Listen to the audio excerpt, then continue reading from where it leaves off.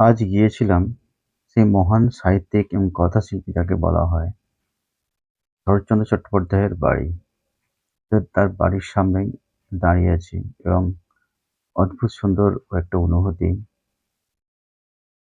সেই বাড়ির দরজা আজকে বন্ধ ছিল।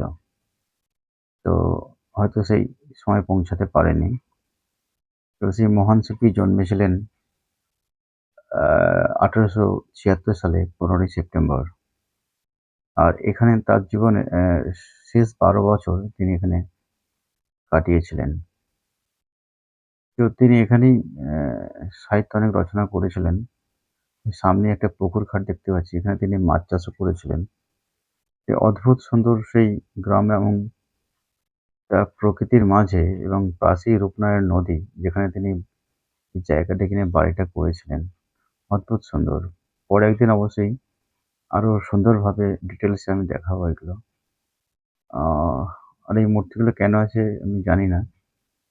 তো এই সুন্দর মূর্তিগুলো আছে এখানে।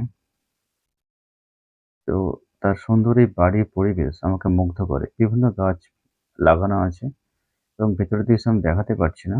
কেন নিশ্চয়ই পরে একদিন দেখাবো। আর ওই পেছন দিকে ওদিকেই চলে গেছে রূপনারায়ণ নদী। ওখানে একটা পার্ক আছে।